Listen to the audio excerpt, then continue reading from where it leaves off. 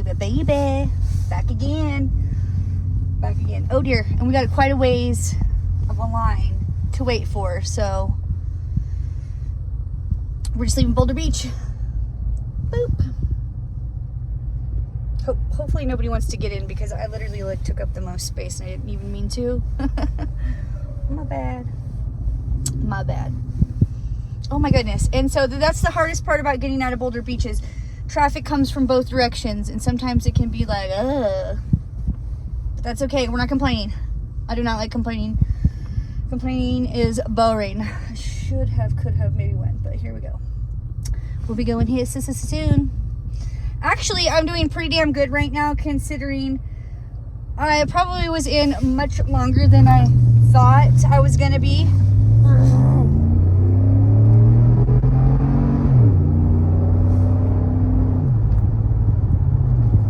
I hope you like that. Somebody requested that and your wish is my command.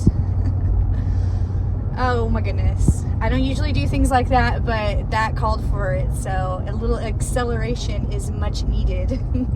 Without hitting anything, of course. Oh, there's a whole bunch of turkey out there, you guys.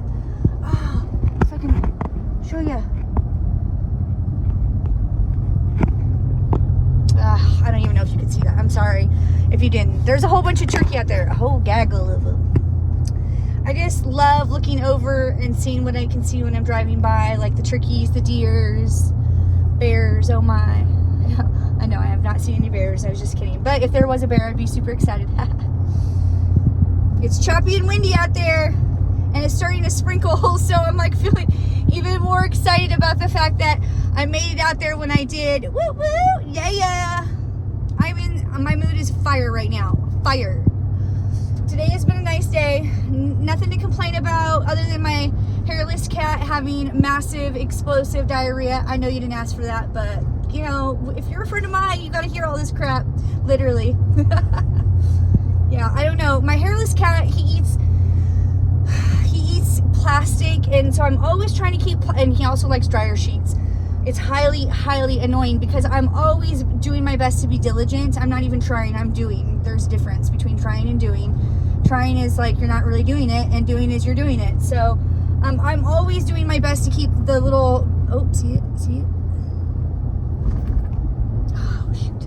I'm always doing my best to keep little plastic bits picked up off the floor, and I'm definitely always doing my best to keep the dryer sheets picked up because I don't know how or where he finds them, but man, he's really good at it. I think that like I'll be like shaking a pant leg or something and it'll fly off in the air. I don't know. I don't always see them. And then the next thing I know, like there's a corner of the dryer sheet missing and it just looked like or something was like you know, like those strange addiction people had, they were 9 on the corner of the dryer sheet. I know I probably should just stop using them motherfuckers because like he won't stop eating them. So I know that can't be good. They've already gone through the dryer, so they don't have like the thick film of chemical layer crap on there that they do after they've, you know, all put that chemicals on my clothes and whatnot. It sounds really bad when I say it, doesn't it? But anyways, yeah, so I have to be really diligent about making sure that no little plastic bits from whatever the kids have unwrapped, candy-wise, toy-wise, or whatever it may be. And I have to make sure that all that crap is picked up because he's got pica and he'll eat shit, man. He eats things, and then the next thing I know, like he's not eating, and then he's like has massive explosive diarrhea. Ugh. Okay, that's the only thing. It's the only legit thing I have to complain about in my day, you guys. And it's like, what the hell, bruh? Like you have a cat litter box, like, and then I think he's like shitting in my hallway to let me know that he's not feeling well, and I'm like, okay, I get it, you don't feel well.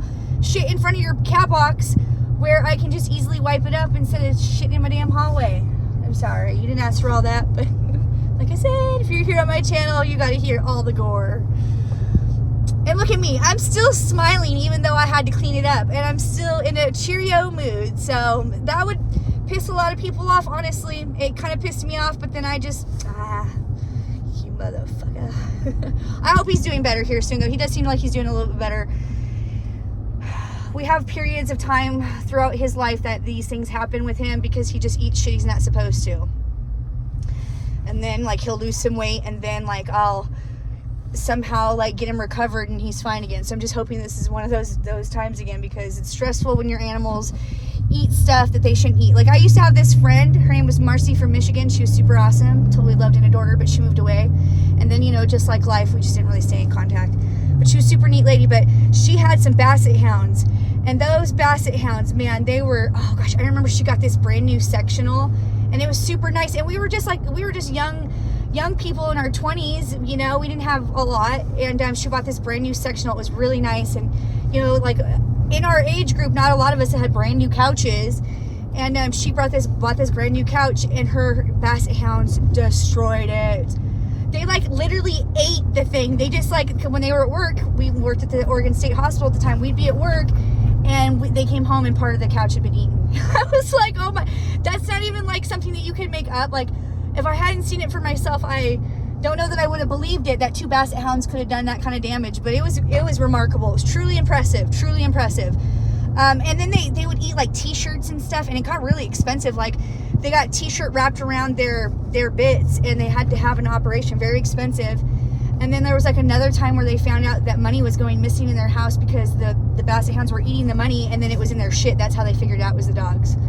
I mean, man, animals, they can just be, they can be so bloody expensive in more ways than one. Like, yes, they're so comforting and loving and adorable, but they're also shitheads that are expensive sometimes, aren't they? I am an animal lover through and through.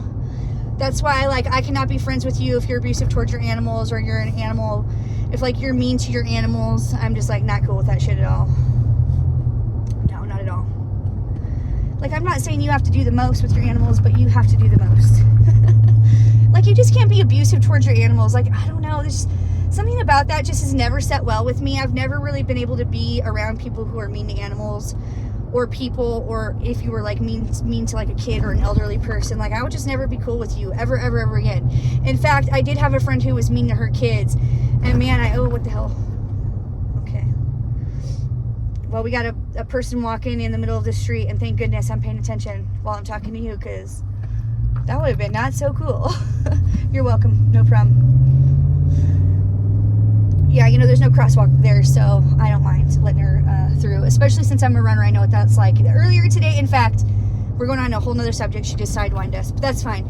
But earlier when I was running, this guy saw me, and he let me, you know, cross in front of him, and I thought that was really considerate, because it's like when you're running, you're just like, you're gasping for your last breath, it feels like. And you're like, every time you mess with your momentum, or like you get out of flow of like that awesome momentum you have, it's just like it takes some more energy to get back to it, you know. And he just like, he let me go in front of him, so I didn't have to like mess with my momentum, my flow that I had, my flow Joe that I had going on. And I like threw him up the piece. I shook it, saw, and said, you know, mouth thank you to him. I thought it was really sweet, and I'm always like very kind and generous in that way, because when people are nice and kind and generous to me in whatever way, like, it really means the world to me, and I pay it forward. I pay it forward. You probably heard me say that in other videos. If you haven't been seeing my other videos, I like to pay it forward. Yeah, I mean, you know, I get salty in my ways too, don't get me wrong, but usually I just, like, it's like a little fire in a pan. I just put the lid on it, you know. I just keep it self-contained fire. Like, if I start to get a blaze and I want to burn shit down, like, I self-contain it, and I go take my ass to the river where we aren't as fired up, because that cold ass water calms a girl like me down. Yeah, feeling super duper good about today. Yep. Tomorrow is going to be a spicy cold dip. It's 5:27, so tomorrow at this time I will be driving to Donkey Island, because it is further than Boulder Beach, and it's going to be spicy tomorrow, because it's, look at this weather that we're having, and this is the week that, oh, is that rain over there? Oh, that's rain. I love it. That's beautiful. It's one of my favorite things about living in the Northwest. Yeah, it's just like all the different seasons that we experience, and the rain, of course. If you don't like the rain, you wouldn't like that.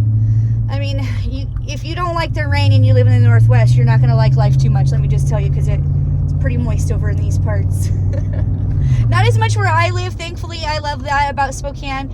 Not like it was in like the Portland, Oregon area, where you just experience torrential downpours, or like Seattle. I've been in Seattle too. I've never lived in Seattle, but I've been to Seattle many a times, and it's always a rain in there, and it can make it fun if you're a webbed foot like I am. You're not really bothered by that. And also a snow bunny. Hey. Yeah. there's other little adventures I'd like to do, but then like I also, you know, we'll get there.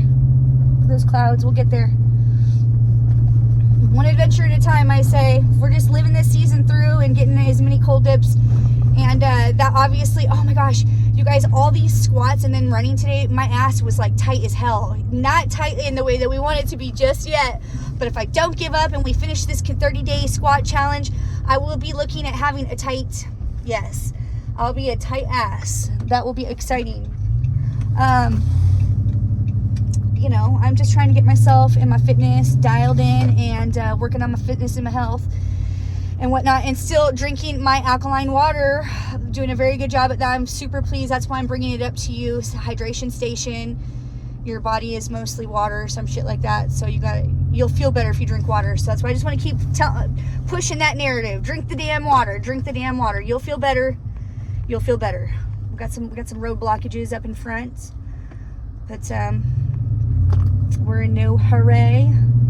I'm not even freezing right now, and my toes, as cold as they were, if you watched my cold dip, they're actually really not even that cold. They're a little cold, actually. Now they wiggled my toes a little bit, I'm like, they're still a little cold. But not as cold as they were. Oh my gosh, you guys. These are my other scuba, they're river socks, we'll just say. They're not really like, there's no millimeters to them. There's just straight, like, just to keep your feet protected from the whatever's on the ground and whatnot. But there's no warmth provided, let me just tell you that. And what a difference that makes having, oh, it's starting to sprinkle, guys. What a difference it makes when your feet are protected and you're not freezing from your toes. It's a huge distraction for your toesies to be cold like that. So I'm not complaining, it's just an observation, a spicy observation on that 404 portal. Yay! And so yeah, we're home. We made it. How about that? How about that? Yeah. Oh, there's my chair, I see. Okay. So thank you for joining that lovely time in the cold ass river on this cold, windy ass day. I forgot to look at the temperature. It doesn't even matter to me because, like, for me, it's neither here nor there. It doesn't matter if it's rainy. It doesn't matter if it's snowing. It doesn't matter if it's windy. If I have a mission to accomplish, I'm going to do my best to accomplish that mission. Whatever that means. Whatever the hell that means. With that being said, we're going to end it there. Yeah, thank you for joining me. Your time is very valuable. It's very precious, and it means a lot to me. So thank you for watching these drive home videos with me where we talk about absolutely nothing. These high quality videos where I jibber jaw about nothing, and I appreciate you for listening. So with that being said, peace out, yo. To the next adventure. Love you. Bye-bye-bye. 444.